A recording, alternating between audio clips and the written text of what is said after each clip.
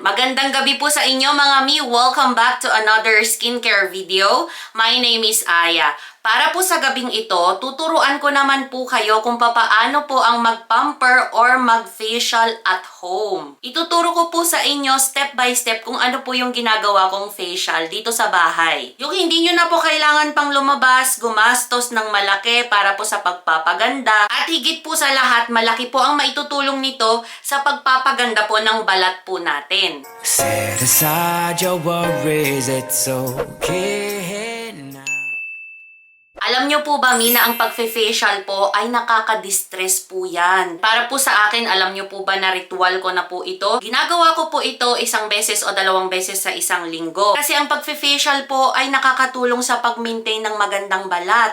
Nakakatanggal po ng mga impurities. Nakakapagpaganda din po siya ng daloy ng dugo ng mukha po natin. At nakakapag-improve din po siya ng skin hydration. Pero ito ay ginagawa lang po isang beses o dalawang beses sa isang linggo. Huwag nyo po itong aaraw-arawin. Kaya naman mga nandito po ako ngayon para i-explain ko po sa inyo yung process po ng pagfe-facial. Kasama na din po syempre yung mga essential steps, tapos yung mga gagamitin nyo pong mga skincare products, kung alin po yung optional, alin po yung importante. Okay, sa pagsasagawa po ng facial mga unang-una po sa lahat na gagamitin po natin or gagawin po natin ay ang pag-i-steam po ng mukha. Alam nyo po ba na hindi lamang po nakakatulong sa skin natin yung pag-i-steam? Nagkasakit po kasi ako mga mamshi ng ilang araw, kaya din naman isa din po ito sa mga nakatulong po sa akin para makahinga po ako ng maluwag. Kung sa skin naman po ang pag-uusapan po natin, yung pag-i-steam po ay nakaka-open po ng pores. Kung meron po kayong steamer sa bahay, maigi po yun. Pero kung wala naman po katulad ko ay pwede naman po kayong magpakulo ng tubig sa takore o kaya naman sa water heater. Ayan, i-prepare po natin yung palanggana kung saan po natin ilalagay yung pinakulo ang tubig. Kasi dito po natin itatapat yung mukha po natin, magsusuob po tayo. So, gagamit po tayo ng pangtakip sa mukha para po hindi po tumakas yung usok or yung steam. Kasi yan po yung kailangan ng balat po natin para mag-open po yung pores natin. So, approximately mga 6 to 8 inches po yung layo po ng mukha po natin sa tubig na mainit, para hindi naman po tayo mapaso, o kaya naman makaramdam ng hindi maganda sa balat po natin. Kasi masakit naman po yun kahit na usok lang. So, remain from 3 to 5 minutes, 5 to 10 minutes, pwede din po siya. Pero sa kalagayan ko na nagbubuntis, mamshi, hindi ko po kaya yung 10 minutes. Kaya, 3 minutes lamang po yung pag-i-steam ko. Huwag po kayo mag-i-exceed ng 10 minutes ha kapag nag-decide po kayong 10 minutes mag-steam ng mukha. Okay, next naman pong step po natin, after po natin mag-steam, diretso na po tayo sa pag-exfoliate. Kasi nga naka-open na po yung pores natin, So, samantalahin na po natin na mag-exfoliate ng ating mukha. Kumbaga, nakakalinis po siya ng pores at nakakapag-improve din po siya ng skin texture. So, yung ginagamit ko pong pang-exfoliate ng aking mukha ay itong Drops of Youth. Matagal ko na po itong pinapakita sa inyo na gamit kasi ako po ay user po ng The Body Shop na ganitong klase ng exfoliator. Mabibili nyo po ito sa The Body Shop. Mag-iwan din po ako ng link doon sa aking description box in case na nandyan po kayo sa Pilipinas, nanonood po sa akin.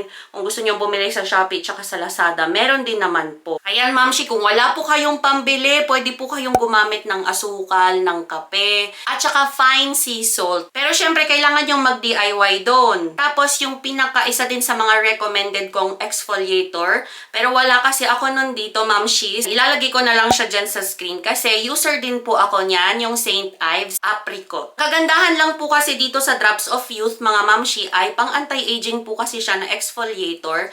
Tapos, kung mapapansin nyo, parang may natatanggal na dead skin cells. Pero actually, hindi po yan yung mga dead skin cells ng balat po natin. Yan po yung kumbaga chemical reaction na nangyayari po once na ina-apply po siya doon sa balat or nire-rub po natin siya doon sa balat using this product. And kasama na din po dyan sa mga natatanggal na yan, yung mga dumi-dumi. Kumbaga pinag-combine na po yan. After po natin na ma-exfoliate yung face po natin, syempre hugasan po natin siya ng lukewarm water. Lahat po ng gagamitin natin na panghugas ngayon, maliban po doon sa pag-close ng pores natin ay lukewarm water. So, mamaya i-explain ko po sa inyo kung kailan po tayo maghuhugas ng malamig na tubig. Ito, mamshi, optional lang po ito ha, yung next step natin. Yung ipapakita ko po sa inyong mga tools, dapat marunong po kayong gumamit. Kung hindi po ninyo alam itong gamitin, Ina-advise ko po na wag nyo na lang po siyang itutuloy, wag nyo na lang po siyang bibilhin. Pinag-aralan ko po kung paano gumamit ng tools na ganito. Ito po yung acne kit po natin, ano? Yung sa akin po ay nabili ko po sa Amazon. So kung kayo po ay overseas, po pwede nyo po itong hanapin sa Amazon mismo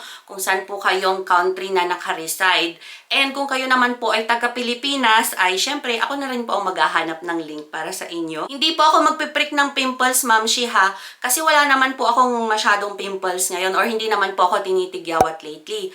Ang gusto ko lang pong tanggalin ay yung mga excess na oil at saka yung mamamantika ba na color yellow sa aking ilong. Tapos 2 tools po yung kinukuha ko po dito. Usually yan po yung mga ginagamit ko. Parang triangle at saka yung circle na pangtanggal po ng mga excess sebum at saka mga pimples na din. Tapos sa kabilang dulo naman po, yan po yung matulis na part. Kung gusto nyo po na i-prick yung pimples ninyo safely, po pwede nyo po itong gamitin na pangtanggal. Pero advice ko po ulit at saka reminder po ulit, syempre dapat alam nyo pong gumamit ng ganitong tools. Kung hindi nyo po alam itong gamitin, mga mi, wag nyo na pong itutuloy. Next step po natin ay pag-a-apply po ng facial mask. Kasi alam nyo po ba na ang facial mask, nakakatulong po ito sa pagde-detoxify po ng ating balat. Siyempre, depende din po yan sa gagamitin niyo yung facial mask. Ako po kasi, Ma'am Shi, pang face brightening, pampaputi, pangtanggal ng mga peklat, pampantay po ng kulay ng balat. Ako, Ma'am Shi, ang ginagamit ko po ay itong kay Bihako Wonder Bleach. Ang maganda po dito kasi, Ma'am Shi, hindi lang po siya para sa mukha, pwede din po siya sa buong katawan. Kailanganin po natin dito ng spatula o kaya naman po makeup brush. Kung wala naman po kayong gamit-gamit na makeup brush, okay lang na dakutin nyo na lang po yung product using your bare hand. So, ayan mga mi, maglalagay na po tayo, ha.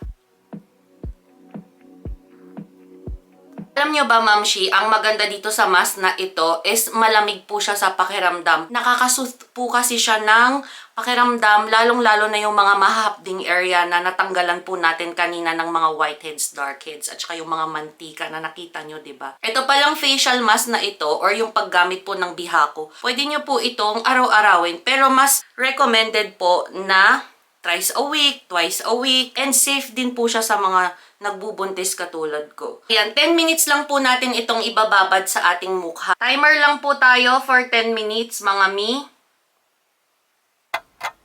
Okay, so tapos na po ang ating 10 minutes. Maghihilamos lang tayo ng mukha, tapos saka po tayo magko-close na ng pores, okay? So, yung gagamitin po natin na panghihilamos dito sa face po natin ay cold water or yung medyo mas malamig sa normal na tubig. Sunod naman po natin kakailanganin ay ang malamig na tubig. Kung wala po kayong malamig na tubig, pwede po kayong gumamit ng ice or maglagay ng ice. Di naman po natin kailangan ilagay lahat, kailangan lang talaga ng cold water. So, tanggalin lang natin yung mga ice.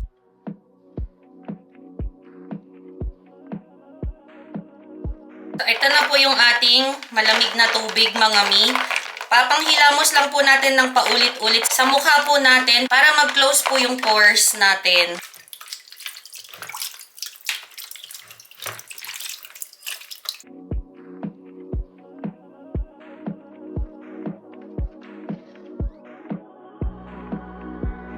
Kapit lang mga mamshi kasi malapit na po tayong matapos. After po ng ginawa po natin na pag-close ng mga pores po natin, dito na po natin isusunod yung mga usual skincare products na ginagamit po natin everyday. Since gabi po ako nag-facial, ay ang gagamitin ko pong mga skincare ko ay yung pang nighttime routine. Isa po sa mga naipakita ko lately sa inyo ay itong serum na ito from Nambizen. Ito po yun. Hindi ko na po masyadong i-detalye itong serum natin na ito dahil may mga review na po ako nito or may mga videos na nagawa para po sa product natin na ito. Optional lang naman po ito mga mamshi ha. Kung ayaw nyo gumamit ng serum, okay lang naman po. Pwede na po kayong dumiretso sa moisturizer. Pero since ako anti-aging po yung ginagawa kong skincare at saka pangtanggal ng mga mancha-mancha, kailangan ko pong gumamit ng ganitong klase ng product or skincare product. So next naman po na gagamitin po natin or yung pinaka-last po ngayong nighttime routine po natin ay ang pagpahid po ng moisturizer. Ako mamshi, pinapakita Pinapakita ko lamang po sa inyo yung step by step ko, So, kung mayroon man kayong karagdagang mga gustong ipahid sa face ninyo, ipahid nyo na siya mga B. Kasi pinakamaganda pong magpahid ng skincare sa gabi. So, yung ginagamit ko pong moisturizer ay itong Snow White Cream from Secret Key, which is nakita nyo na din po siya sa mga previous vlogs ko. Sa mga nagtatanong po sa akin kung pinapahid lang po ba siya sa gabi, pwede nyo po siyang ipahid day and night.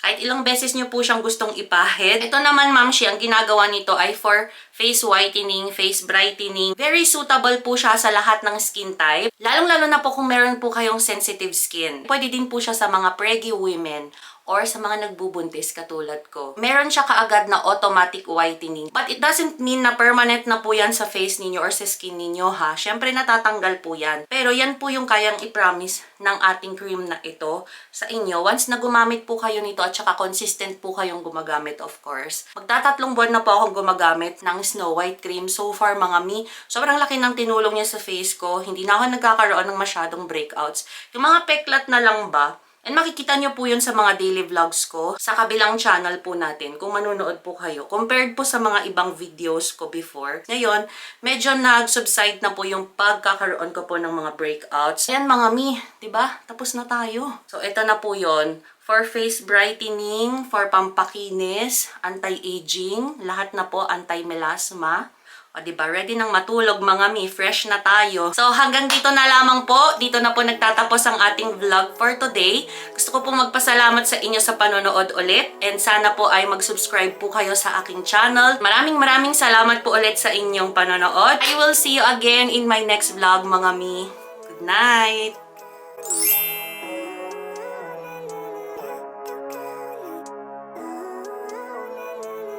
Living life every day, late at night,